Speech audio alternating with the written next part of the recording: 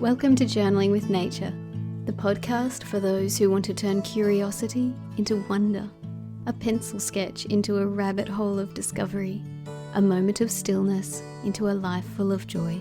I'm your host, Bethan Burton. Let's open the pages of our nature journals and explore this world together. Hello, this is episode 10. Today I'm speaking with an artist and educator whose work I've long admired. Mackay creates journal pages full of colour and life and vibrancy and freshness.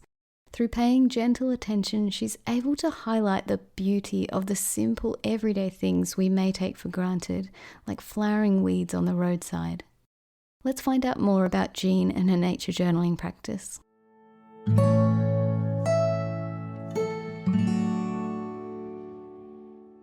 Hi Jean, thank you so much for being here. Thank you. Fun. I'm excited to chat with you in person. It's really nice. I'm so excited too. So tell me, has art and nature always been in your background? How did it all start for you? I would say art has been in my background prior to nature being in my background. I liked to draw as a kid, and I just always remember that I liked art. So I remember that in as far back as grade school, and I took art classes in high school, but it wasn't really until graduate school that I think the nature piece really merged with the art piece. And it's not that I wasn't exposed to nature as a child. I was. My grandparents had a camp on a lake, and I spent summers there. And so I think some of just being in nature at that time was sort of ingrained in me. But in graduate school, I went to a program for environmental education, and it was a really unusual time because it was a traveling graduate program in environmental education. Oh, wow. And I spent 2 years as a student and 1 as a faculty advisor traveling around North America with 23 other students on essentially a converted bus that was our traveling classroom. That sounds incredible. Is that unique for programming in the US? I've never heard of a course like that, but it sounds like it would be completely enriching in so many ways. It was. Yeah, it was incredible. So we had a learning community, and we traveled to different places, and we would learn directly from the people who were working in those places, and then we would do a backpack, and we literally lived outside, slept outside. I did for 3 years. And then I felt a little homeless. To settle down again. Yeah. But during those travels, I started to keep a journal. And most people that I traveled with kept journals. They were written or in some cases art. And I really kind of merged art and nature and learning and discovery at that time. Mm. I'm floored. That just sounds like the most amazing program. I know most people that's a thing. Yeah. Wow. And so that was the introduction to your nature journal. And did you have resources that helped you along the way to know how to keep a nature journal, or did you just feel it out? Did you just learn by doing? I think I learned by doing mostly, but I also learned by looking at what other people do. So along the way, I would read books about nature journaling or books about how to sketch in nature or sketching textures in nature, those kinds of things. And so that helped me learn too. And then I kept journals off and on for many years, but not as seriously as I have, say, in the last 15 years. Mm-hmm. And most of that was because I was raising a family. Yes. was, busy doing other things. And so I would be fitting in sketching as I could. And, I did some of that with my kids, although I think because it was my thing, they needed their own thing. Yes. So they obliged me by having a nature sketchbook for a while, and then they did their own stuff, and that was fine. So I've been able to really dive in and do more of it the more they grew older than I had my own time to do more of that. Yes. I think my son's a bit the same. Sometimes he'll go out with me. He did a lot when he was really little, and now he does it, but it's my thing. And then sometimes when he really wants to hurt me, he'll say, I don't like nature. I'm never going to nature journal ever again. Yeah. Well, I mean, he's little, so it may be that you need to, introduce things at different ages. Yes, totally. I'm not offended, but it's cute that he thinks that that's the thing that will offend me. Right. Well, if he knows that already, Beth, then you're in trouble, I think. So I'm interested in talking more about your journal specifically. And I noticed from your journal that you're really not shy about tackling really complex subjects like birds' nests or a scene that has lots of layers and depth or a really complicated cactus. What's your process for tackling something that's really complicated like a bird's nest? Well, I should say that I started with things that were really simple. Okay. And so when I began, I would pick an acorn. I would pick one shell, one thing that was small and doable. And that's how I learned, by doing, just simple shapes, simple things. But now the more I did, the more I learned, the better I got. So I am delighted to tackle all kinds of things. When I have drawn a lot of bird nests, so that's just a subject that I love to do. And I sort of feel like the bird is the artist. I love that. And I'm just the translator, because there's never been a nest that I haven't loved. And so drawing them is really just picking out the artistry that the bird has already created and the materials that they've used to create that structure and how it's put together. So with any sketching, I think I start with observation. That's the key. I look at it for a while and figure out, well, where do the lines overlap? Where are the light strands and the dark strands? But a nest is essentially a cup. And so if you can sketch a teacup, then you can sketch a nest. It's just messier. And so part of that messiness is part of the fun of it, really. That is so beautiful. I love so much about that. Also, that you simplify it, that you say you can draw it if you can draw a cup. And also that you look at the bird as an artist. Is that why you're so drawn to birds' nests in particular? Because they come up again and again in your work. Yeah, I know it. I just, I so enjoy doing them. I think they're so beautiful. They're just so beautiful. Yeah, that's true. I mean, there doesn't need to be another reason. But I also think I love subjects that people overlook. Yeah, good. So I love finding weeds in the field in wintertime, and the leaves are curled up and they're dried out. But there's something really lovely about the way the lines look when you sketch something like that. I like making people take a second look at things that they might have walked right past. And that's one of the joys of keeping a nature journal for me, is going out and seeing things that I might have overlooked too, and figuring out what's there to discover right in my own backyard or when I'm traveling someplace more exotic. Yeah, there's a quote from you, and it was your blog piece about the intersection of art, nature, and exploration. And the quote is, you say, "I'm not looking for grand vistas as much as simple, everyday subjects that mark the changing seasons and the comings and goings of creatures that exist in a world of their own." And I just thought this was so beautiful and such a wonderful way to view the world. Just simplicity and wonder and real respect for animals and plants that have their own life. You know, we think of ourselves as like so central in the world, and yet these creatures, they just go on and they don't need us. In fact, they're better off without us mostly. But I just love this quote because it just shows so much respect and wonder for the world around you. Well, thank you. It sounded really good. Sort of like, oh, did I say that? That's nice.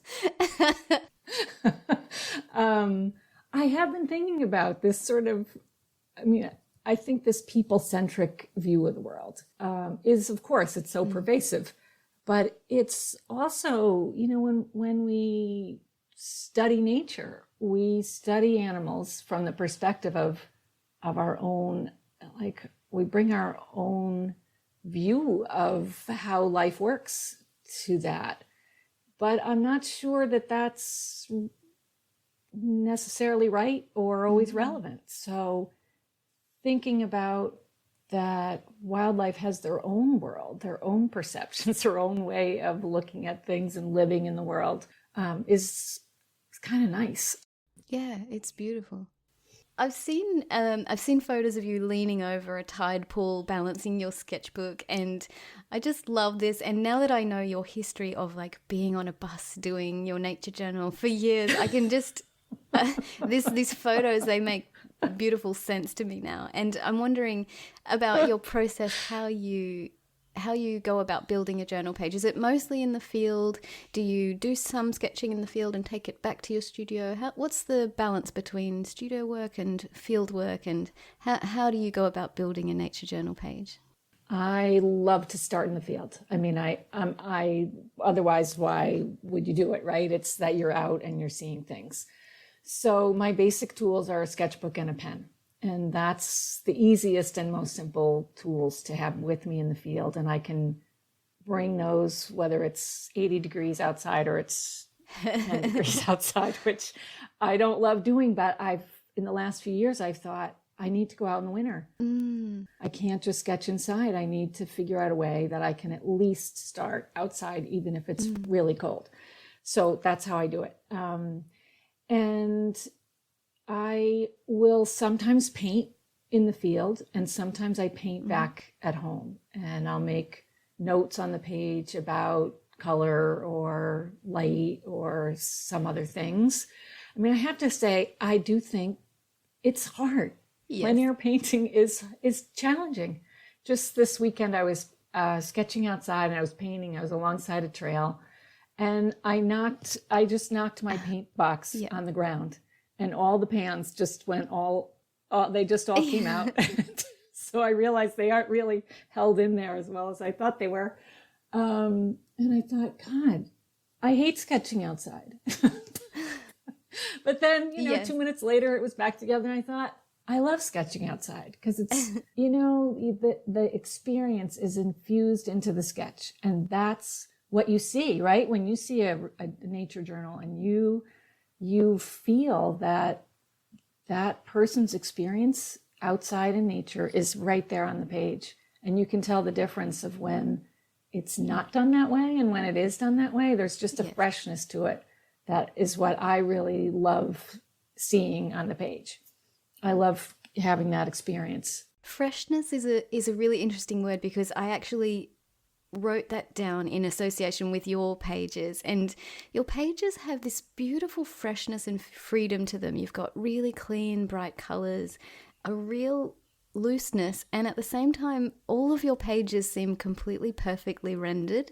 And I don't know how you do this. I don't know how you make these pages look completely free and completely perfect at the same time. Well, I will say a lot of people comment about my layout. Yes.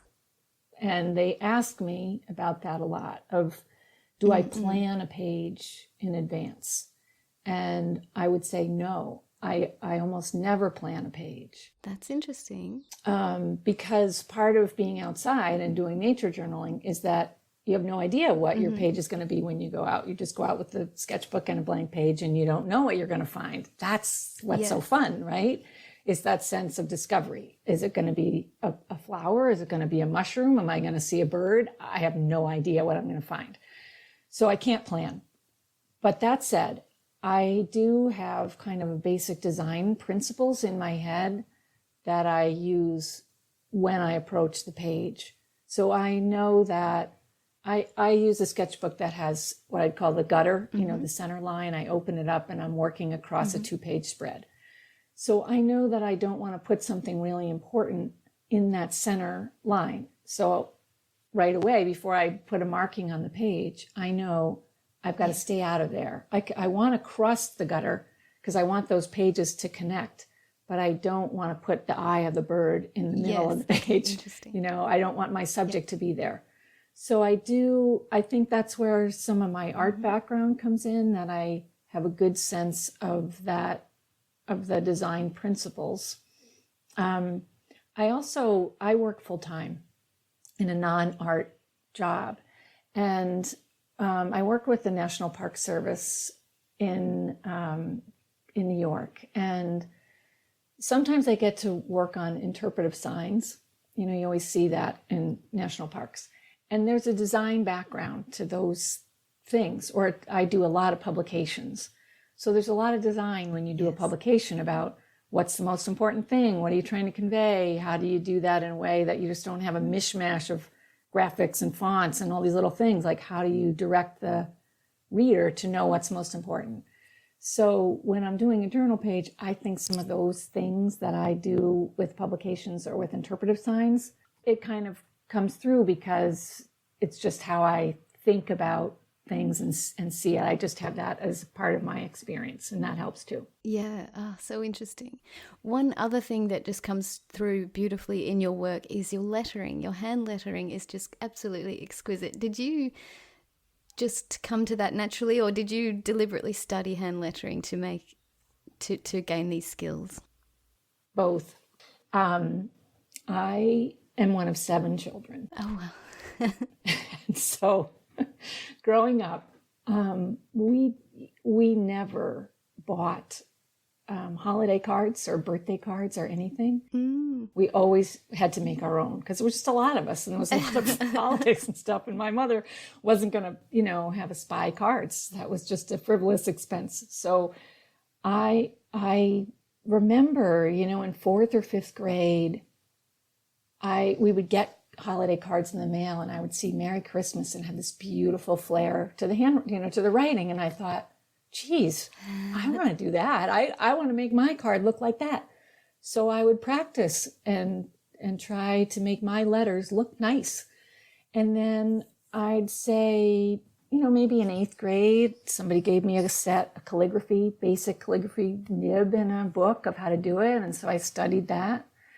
And I just became fascinated with letters and letter forms and alphabets. And I've studied the history of letters and the history of alphabets. And I love looking at how words are written and how that helps convey meaning. Yes. Because the kinds of letters that you use on a page, they convey a feeling about what you're looking at too, right? So I do love the lettering piece, and I realize it's not critical to a nature journal page. I just happen to really enjoy doing that. But it really is like a feature of your particular style, and you do it so beautifully. You often have very simple pages with, you might have a few elements, and then you'll have a beautiful title and maybe a subheading that really ties it all together. And I think for your particular style, hand lettering really adds so much to the page. Some people don't go in for like titles and title pages and stuff, but for your particular style, I think it works beautifully. You can save a lot of bad artwork with good text. I like that.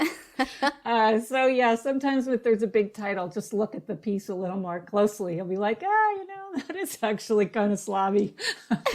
But I think about the text as a graphic element. Yes, good. Yeah, that's a nice way to say it. And so it's one more thing that I can add that conveys either a feeling about the experience or something about the species I'm looking at. And I think for people who would say, I have terrible handwriting, what should I do? Yes. I also think you shouldn't ruin great artwork with terrible handwriting. If handwriting is not your thing, don't try to do a big splashy title because you think you're supposed to. It's your sketchbook, so you have to make what you want of it. Yes. And yeah, that's good advice. And I think that you do that so well in your teaching as well, about just your message is that your sketchbook is for you and you should do it in your own way. And you're not saying you need to copy my way. You're just saying you need to find your own way and connect with nature. Yeah, I do think that's really important. I'm wondering what nature looks like around you in New York State. You talked about the frigid winter that you didn't want to sketch in, but I'm wondering if you could give a little overview of what nature's like when you step outside. I am really privileged that I live in a beautiful place. And I live in a pretty rural area where there's still a lot of farm fields. There are people grow apples and corn here. And then there's woods that are deciduous mostly. And so you get that really lovely change of season that you see on postcards of Vermont. Yeah. Probably we're not far from the Vermont border. So you have beautiful autumn, yellows and reds and golden colors. So I have woods surrounding me, and I also have a field, lots of fields nearby. And then, there are houses. I have neighbors and stuff too. It's not like I'm way out in a remote area, but there is a lot of really great nature here. And I'm here because that's important to me. Yes. We didn't choose to live in a city for a reason, because it's funny because there's so many urban sketchers and I love the work they do. But when I go to an urban area and I think, oh, I'll try some urban sketching, I just find that I can't do it. I start drawing a building and then I'm like, I just have no interest in this building. Where's the plants? Yeah. And I head to the nearest park or botanical garden or something that's nature oriented, or I look for the birds on the sidewalk, and that's what I end up sketching. So I really am drawn to nature so much more than other kinds of places in the world. And birds are a big theme in your work too. I'm wondering, have you always had an ornithology leaning, or have you come to that in a different way? I have come to it in a different way. I did sketch some pigeons on my neighbor's roof when I was in about 5th grade. But there wasn't really anyone in my family who was a bird watcher or interested in birding. And in fact, this schooling that I described to you, where I was traveling around the country, there were people that I was traveling with who were expert birders, really remarkable. And I thought, I just didn't get it. I just thought birds are so boring. I had absolutely no interest. And so I really have to say I missed out on years of really great birding, because I just thought, I don't get it. But I came to birding in part because there was an experience that we were at a national wildlife refuge in New Mexico in the springtime. And I thought, all right, I'm going to get up at 5 a.m. with these other students, and I'm going to see what it's like. So we went out into the wetland before dawn, and it was astonishing to me because it was really the world of birds. And there was no people, there was no traffic noises, there was nothing. And so that dawn chorus just really captured me. And it lasted, a half an hour of this magical time in nature. And then the trucks on the highways started to come back in, and it was over. But there was something in that moment that I thought, oh my God, It captured you. This is what it's about. And so I think birds for me they tell you a lot about the place you are, about the health of the place you are. You just can learn a lot. And they're just so fascinating. So since then, I certainly have become a birder. And it was my mother who at one point said to me, why don't you try drawing birds? And I thought, they're kind of complicated, kind of hard. I really going to have to up my game.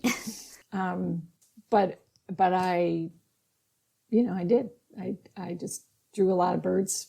I studied bird anatomy. I drew bird bones. I started with feathers and then worked my way into whole birds. And now I teach a program every summer called Arts in Birding. Yes, I was going to ask you about that. Yeah. So this is on a place called Hog Island. Is that right? Mm-hmm. Can you tell us all about that, about the program, about the island? about what happens when someone goes on this course? Yeah, it's an extraordinary place and experience. It's an island that is quite close to the mainland, so you can row out to it. The only thing on the island is this camp, the Audubon camp, which occupies the very northern tip of the island, and then it's about 350 acres of almost pristine spruce forest. And the Audubon camp there started in the 1930s. It's the first environmental education camp in the country for teachers. It was set up to train teachers to teach about nature and the environment.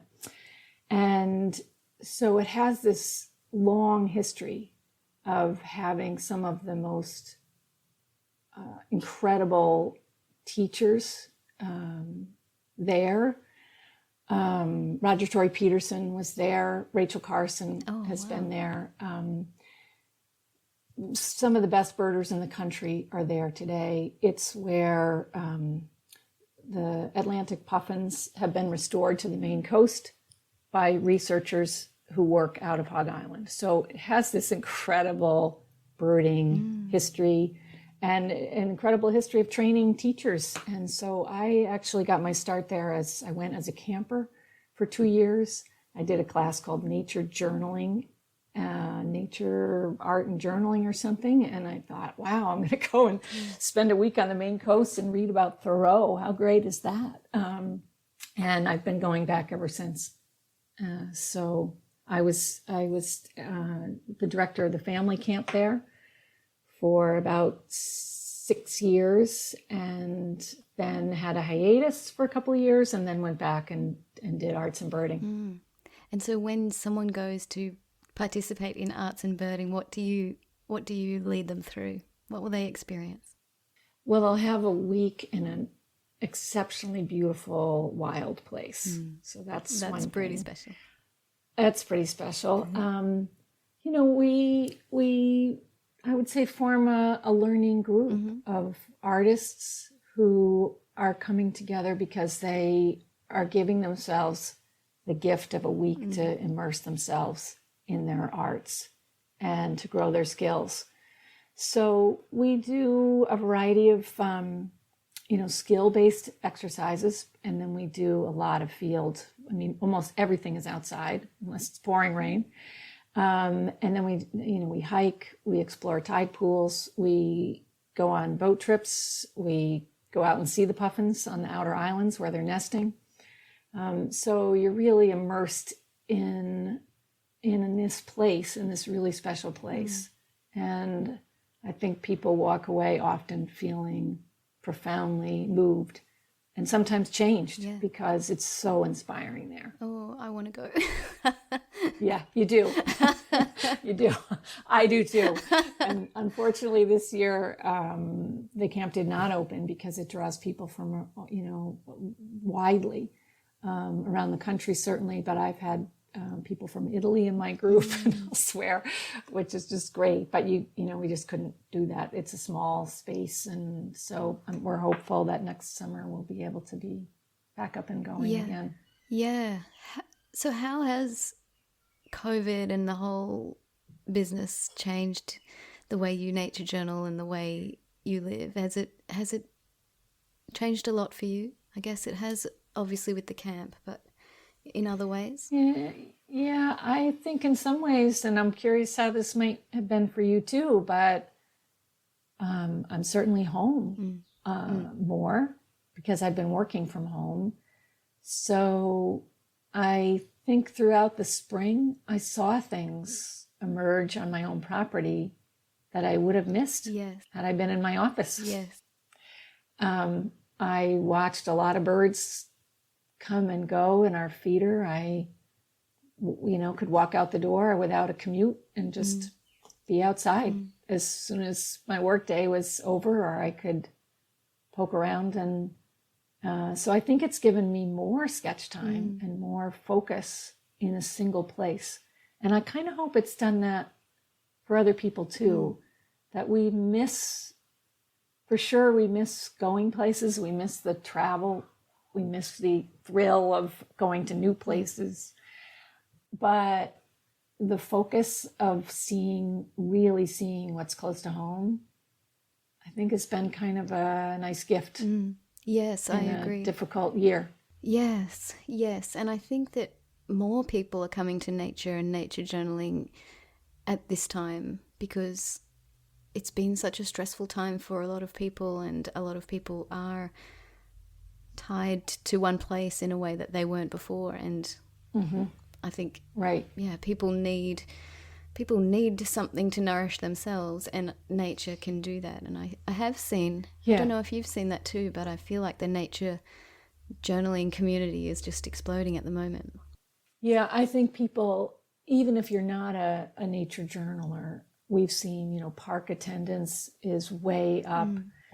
People just really want and need to be outside.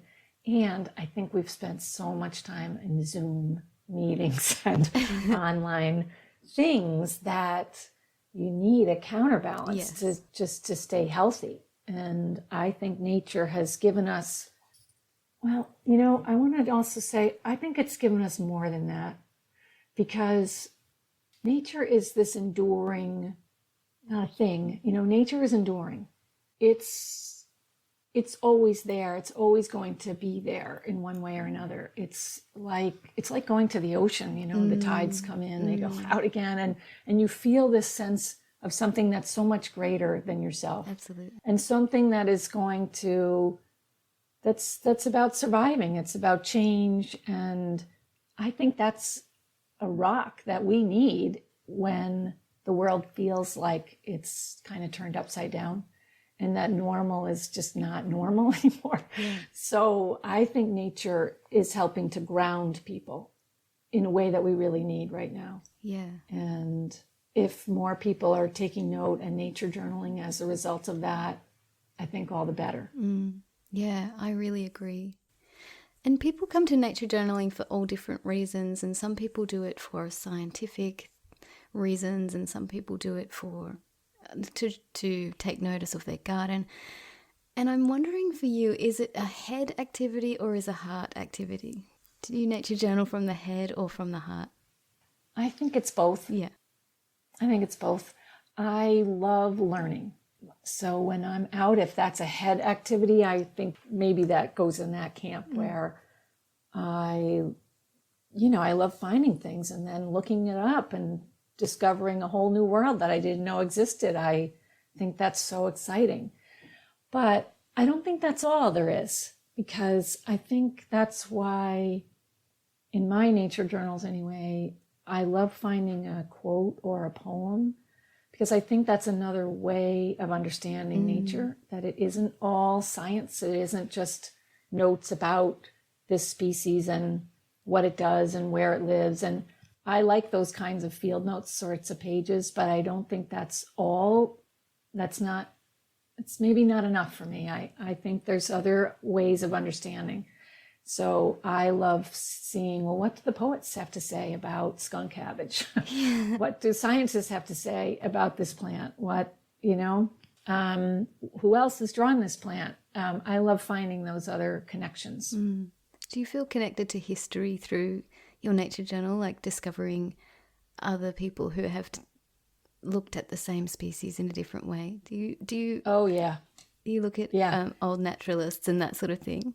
Oh yeah, absolutely. I love all those old naturalists and explorers, and I have so much respect for them because they were working in these extraordinarily difficult conditions. And I mean, can you imagine sketching on a sailing boat that you're on for 2 years and you're out in all kinds of weather, and then you're bringing your sketches back, and it's just beyond me to think about the challenges that they faced. And yet the sketches and paintings they produced are just so incredibly beautiful. Women, men, all kinds of conditions all over the world. I'm fascinated by that. And I think that, combines discovery, travel, art, nature, all those things are all combined into one with those And I think it also gives me a perspective. Like, we're not the first people to do nature journaling. We didn't invent it. Yeah. It's been happening. People have been drawing nature forever. And I love feeling like I'm part of that tradition, even if it's just in one small way in my own backyard. I'm not the first person to ever see something. I'm not the first person to ever see anything. But I can be the first, but it can be new and exciting to me. And that's enough. Yeah, that is so cool. I've thought about that too, about how those old naturalists would, go out into the steaming jungle and have their experience and do some sketching, and then they'd be sketching by lamplight at the camp in the right, evening. Candlelight, lamplight, mosquito, like the bugs. I mean, here I am saying, oh, it's 80 degrees and I'm out in my garden. I can't handle it. I'm going to go back inside, paint indoors for the rest of the day. And these, that just wasn't an option. Yeah, that is really, really cool. And also, they didn't have Google, they were making these discoveries. And so we can, go out and find something that's new to us and ask questions and find out more without technology, and just observe like naturalists did and do, and just make our own discoveries in the backyard. I really like that. I'm wondering about your nature journal. Is there a rhythm to your pages? I mean, some people keep a perpetual journal where they're going back and adding the same information on the same week, year by year by year. And I'm interested in the rhythm to your journal, and whether you keep track of the seasons through the year and go back and understand more about the seasons through your journal. I think that I don't have that kind of rule. That sort of feels like a rule to me. Yes. So I try not to have so many rules in my journal, and I try to be aware of the rules that I do have, because more often than not, I think they trip me up. Okay. So my goal is to keep sketching and keep being outside. That's it. That's really all I want to do.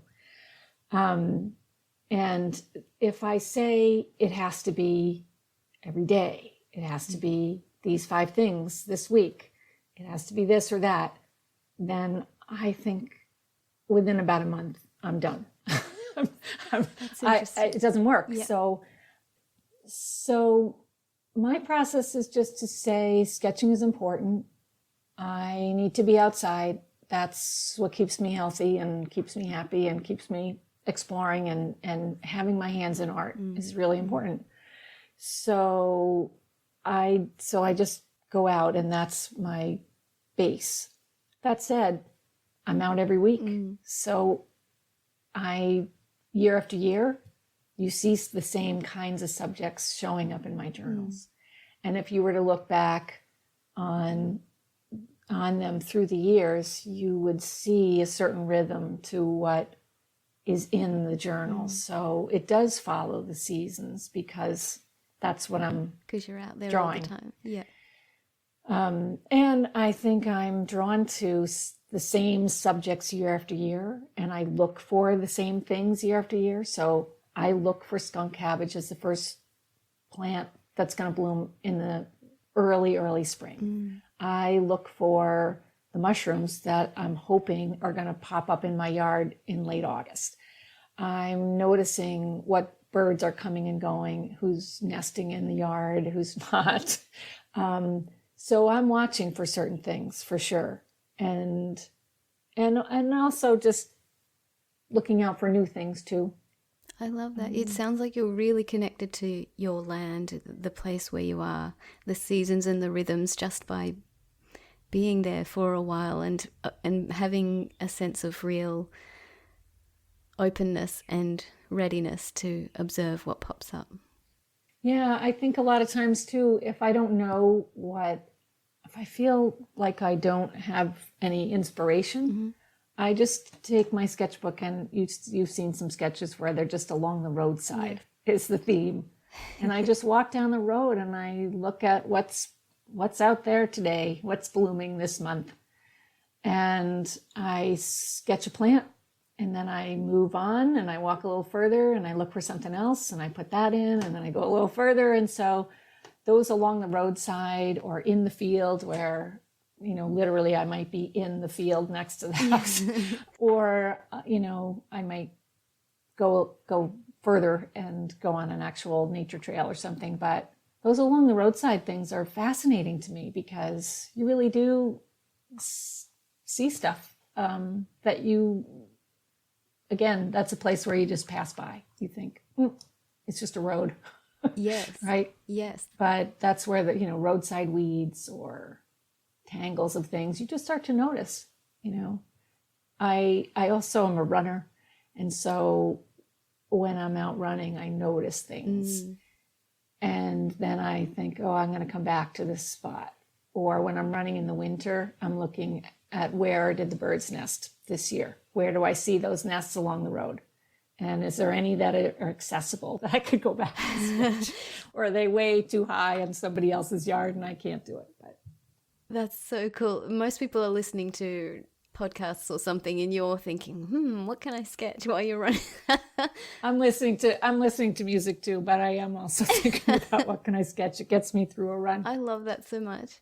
And so you've distilled all the knowledge you've gained from your history, from your art practice, from your teaching, field arts, and you've created this beautiful new book, and it's called The Nature Explorer's Sketchbook. Can you talk about this beautiful book?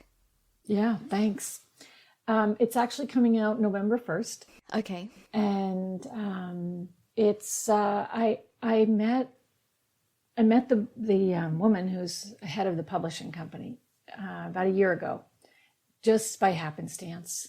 I met her on Hog Island. She had come out for dinner to chat with a photographer, and she saw my artwork, and she emailed me the next day and said, I think you should write a book on nature journaling for kids.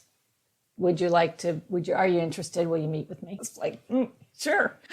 And so what's kind of fascinating to me about it is that the publishing company that I worked with, called Tumble Home, they specialize in books for middle school kids, sort of 4th through 8th grade is their sweet spot. They do things for younger and older too.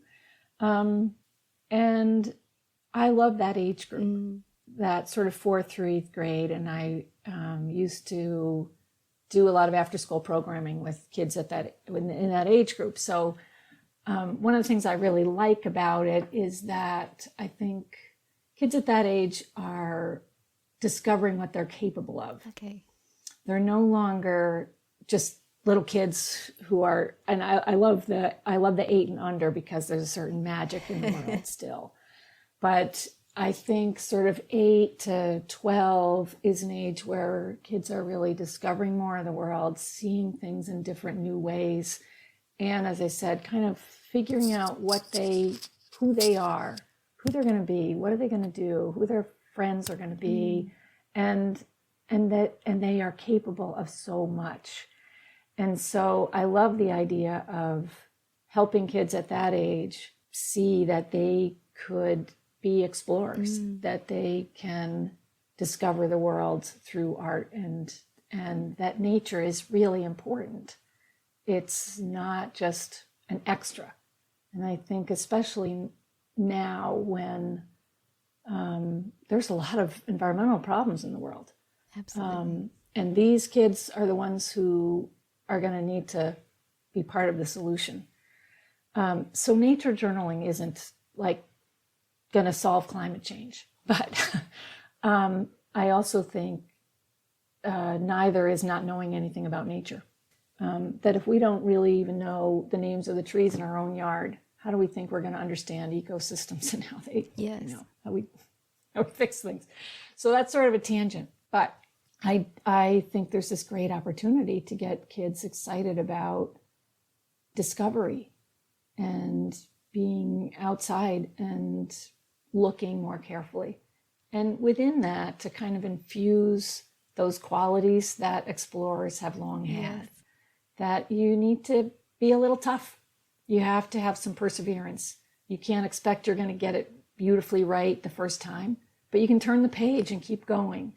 And I wanted to impart some of that to young people as part of this. And I think if you just said, we're going to do nature journaling today, kids, that's good. But I think the exploration piece is really what I'm hoping will captivate that age group in particular, that the art of discovery is something that I'm hoping is a good hook for young people to go out and look more carefully.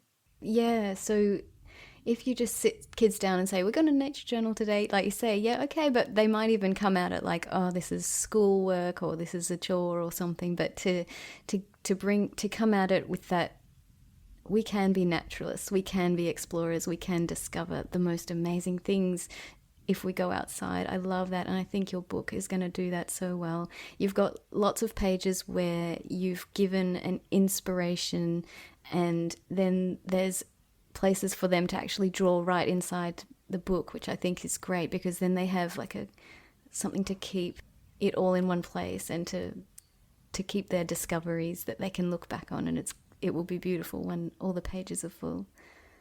Well, it might be beautiful, it might be messy, it might be mud spattered. Whatever they bring to it is great. And that's why, right in the beginning, I wanted to say, this is your book. Yes. And it's a place for you to record whatever you discover, what you want to bring to it. So again, it's sort of that, it's your journal theme that is so important to me, that some kids might be very neat, other kids might be sloppy, some might want to write a lot, and others might want to draw a lot and not write anything. And so I think whatever that is okay. Absolutely. I love that. And when I said beautiful, I just meant like beautiful from the heart, because it's a beautiful thing. Yeah. And you Right. know, I love that sometimes kids get a mulberry and they will draw with the mulberry, or they'll get a piece of charcoal that they've found, and you can make marks with that. Beauty doesn't have to be like neatness, and I think your book is going to encourage that it's about exploring and I hope getting messy. Yeah, I hope so. The other thing that starts to happen though for kids somewhere around 4th grade is that they start to see that what they put on paper isn't what they want it to look like, right? So that's when the critique starts with, I'm not an artist, right? And so kids at that age either say, I'm not an artist, or I am an artist. Yes. It's not like, for some reason, we don't see art as like learning to play an instrument. Yes. Where if you said, well, I can't play the piano, your first question would be, well, did you ever take lessons? Yes. No. I never took lessons. Well, of course you can't play the piano. Yeah. So, we treat art like it's some only talented thing as opposed to a practice, and that there are skills and things that you learn. And so I tried to infuse some skill things in the book so that kids might discover, well, what can you do with a pencil, and how do you mix some different colors? Keeping it simple, but I wanted to have some tools of the trade and some lessons that would help along with that, to try to stave off a little of that critique of I'm not an artist thing.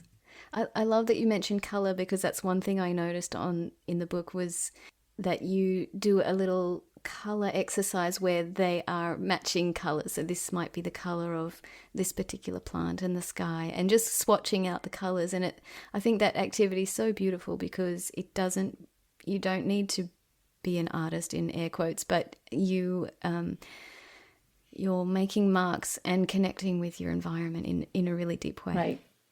Right. You're just looking at color, right? Yeah. You can just make a little swatch of something. And I thought that would be a fun way for kids to just go out and look, because that's really the basis of it, is just the looking, as the observing, as the finding things, and then saying, wow, look at that, right? Because that's what makes nature journaling so fun, is when you find something that you just had no idea existed in the world, or existed in that way, and it expands your horizons.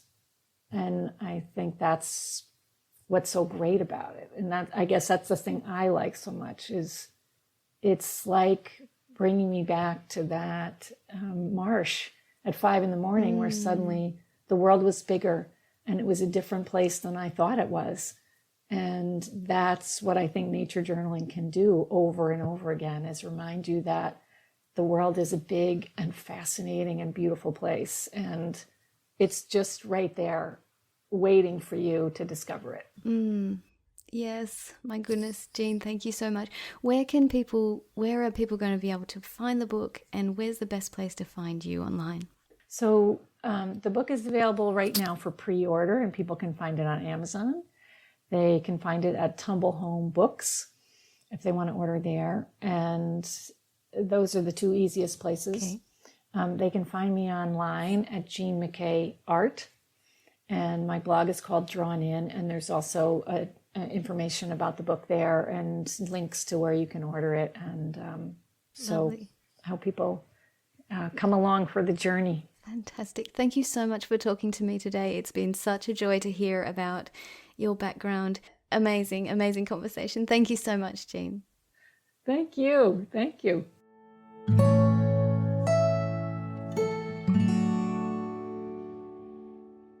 I hope you enjoyed this conversation about how all of us can be naturalists and explorers of the everyday wonders around us.